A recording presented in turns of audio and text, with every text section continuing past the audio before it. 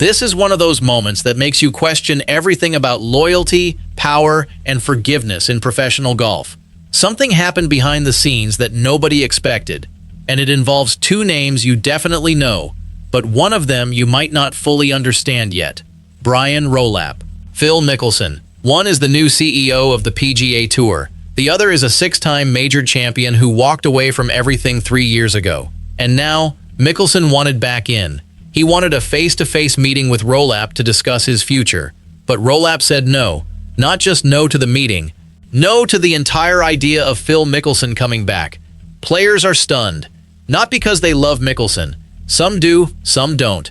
They're stunned because of what this decision actually means. Here's the thing you need to understand right now. This isn't about one meeting. It's not even about one player. This is about the PGA Tour drawing a line in the sand and telling certain people, you crossed it and you're never coming back. But here's the question that makes this whole story so fascinating.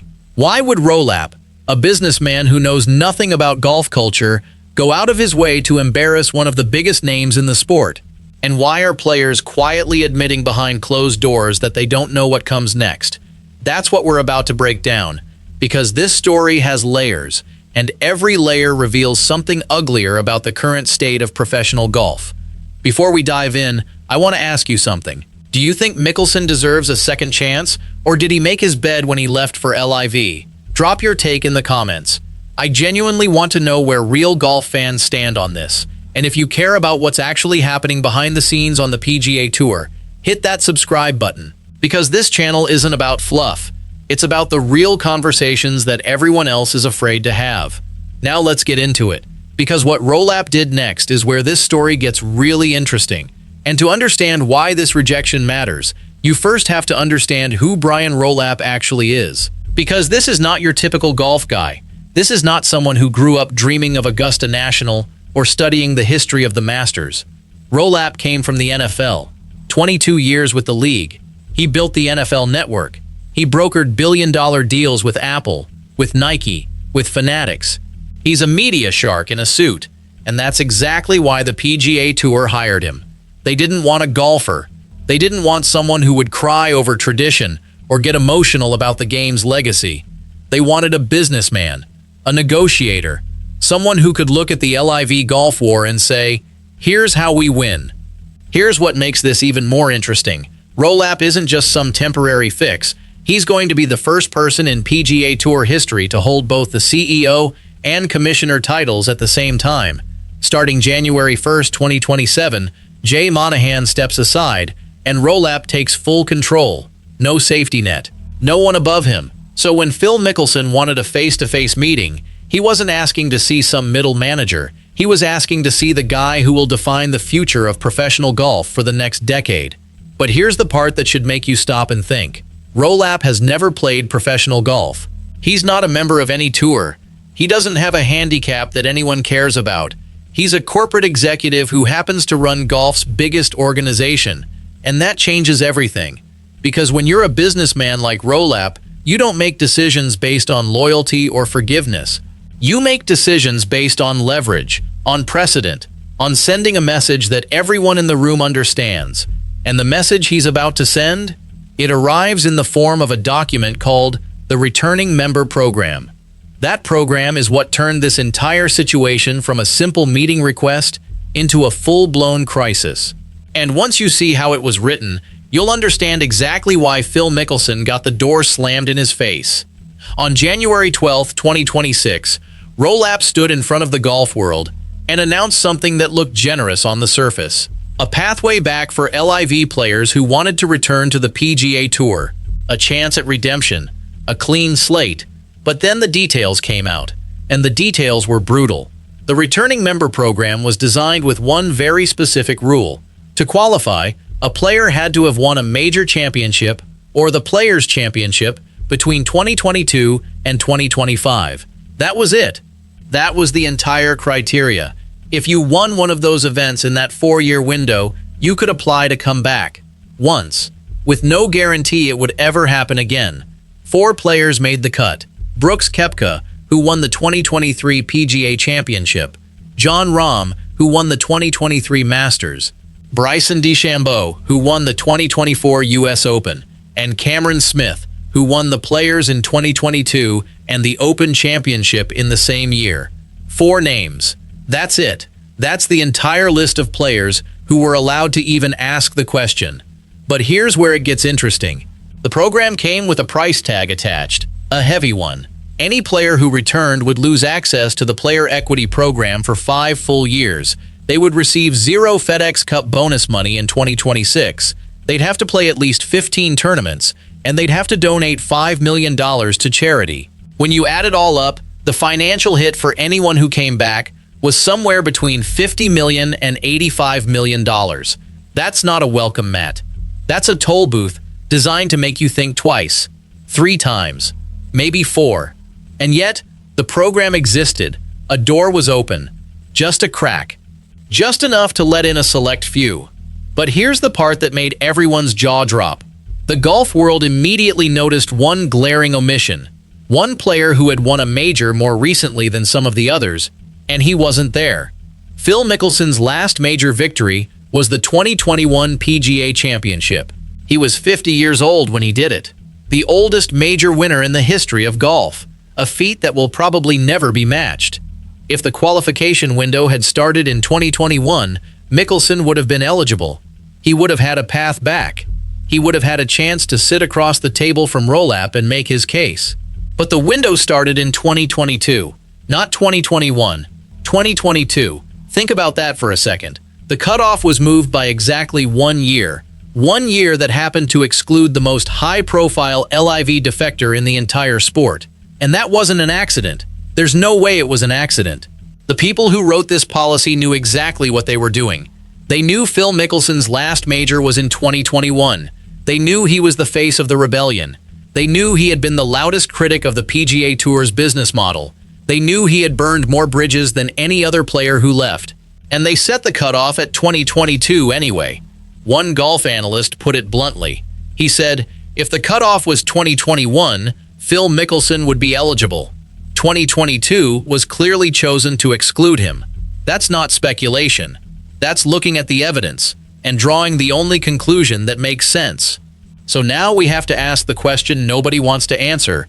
Why would Rolap go to such lengths just to slam the door in Mickelson's face? To understand that, you have to go back to 2022.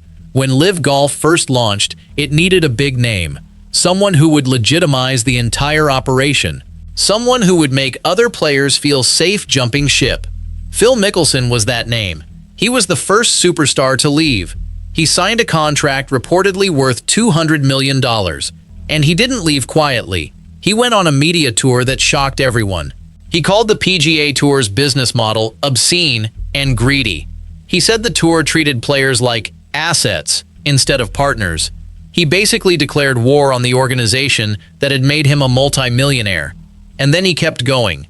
For 3 years, Mickelson took shots at the PGA Tour every chance he got. He talked about how LIV was the future. He talked about how the tour was dying. He talked about how players were finally standing up to the old guard. He became the face of the rebellion, the symbol of everything the PGA Tour hated about LIV Golf. And that's why there's no path back for him. Not because of his golf game, not because of his age, not because of anything he did on the course, because of what he said, and who he said it to. Tiger Woods was one of the key decision makers behind the returning member program. And Woods and Mickelson have a history that goes back decades. They've been rivals since the late 1990s. They've competed against each other in majors, in Ryder Cups, in everything that matters in golf. And the tension between them has always been there, just beneath the surface. When Mickelson left for LIV, he didn't just leave the tour. He left the entire ecosystem that Woods helped build. And when he started criticizing the tour's leadership, he was also criticizing Woods, even if he never said his name. So when it came time to decide who could come back and who couldn't, the people making the decision remembered everything. One former ESPN host said it more colorfully than anyone else. He said, "That bridge has been burned, exploded, nuked, lasered to death, and then buried in concrete. There is no rebuilding it. None. Zero." That's the reality of where Mickelson stands right now. He's stuck. He can't go back to the PGA Tour because the rules were designed to keep him out. and he can't stay on LIV forever because the money is drying up. Mickelson is trapped, but his predicament isn't the only reason players are stunned. This decision says something terrifying about everyone else who left. Because if the PGA Tour can design a policy to exclude one player, they can design another policy to exclude others. The message is clear. We decide who gets forgiven. We decide who gets a second chance. And if we don't like you, there's nothing you can do about it. Brooks Koepka got back in. He walked away from LIV, applied through the program, and within days, he was playing PGA Tour events again. His return was fast, almost too fast. Some players wondered if there was a special rule for Koepka that didn't exist for anyone else. But then you look at the other three players who qualified. Jon Rahm didn't apply. Bryson DeChambeau didn't apply. Cameron Smith didn't apply. All three of them had the chance to come back, and all three of them said no. That's a powerful statement. They chose to stay with LIV. They chose to ride out whatever happens next. And that decision tells you everything you need to know about how they feel about the PGA Tour's offer. Because why would you give up $50 million and 5 years of equity for a program that might disappear tomorrow? The players who stayed on LIV are watching this unfold with a mix of anger and fear. Anger at being treated like second-class citizens. Fear that they might never have a way back if LIV collapses. And according to multiple reports, LIV's financial support from Saudi Arabia is set to end after 2026. The Public Investment Fund has already announced they're pulling back. The money that sustained this whole operation is about to disappear. So what happens to the players who stayed? What happens to the ones who didn't qualify for the returning program? What happens to the ones who qualified but chose not to leave? No one knows, and that uncertainty is what's really terrifying for everyone involved. One player, Matt Kuchar, was blunt about it after a meeting with Rolap. He said the negotiations between the PGA Tour and the Saudis are at a complete standstill. He said there's no solution in sight. He said players are being kept in the dark about what comes next. Another player, Wyndham Clark, went even further. He said, if some players knew they could come back, they might have left earlier. That's a huge admission. It means some players on the PGA Tour are looking at the LIV players who got a path back and thinking, I could have made millions and still returned without any consequences. That's not loyalty. That's not tradition. That's just business. All of this adds up to one uncomfortable question that nobody in golf wants to answer. Is the PGA Tour building a future that includes everyone, or is it becoming a club that only lets in the people they like? Think about what we've just walked through. A new CEO who has no emotional connection to the game, a returning program that excludes the one player who needs it most, a group of players who refuse to come back, and a Saudi fund that's about to shut off the money. This isn't just about Phil Mickelson anymore.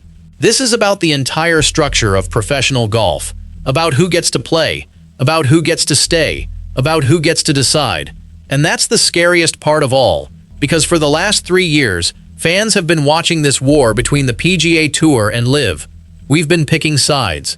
We've been arguing about who was right and who was wrong. But now we're in a new phase. The war isn't over, but the battlefield is changing, and some players are going to be left behind. The returning program was supposed to be about forgiveness, about moving forward, about healing the wounds that LIV Golf created. Instead, it's become a weapon, a tool to punish the people who dared to leave. And if you're a player who's still on LIV, you're watching this with a growing sense of dread, because you know that if the money disappears, there might not be a landing spot for you, not a comfortable one, not a welcoming one. The PGA Tour has made its position clear.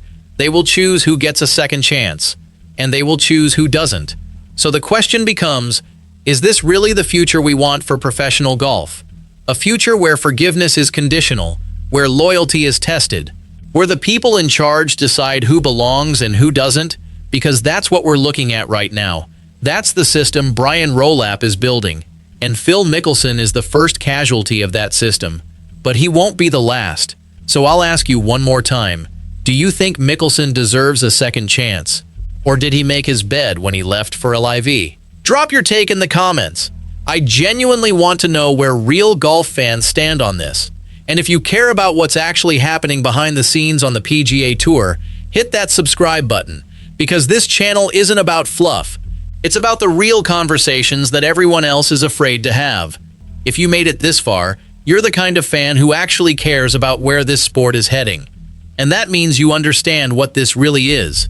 It's not about one player, it's about everyone, and we're only getting started.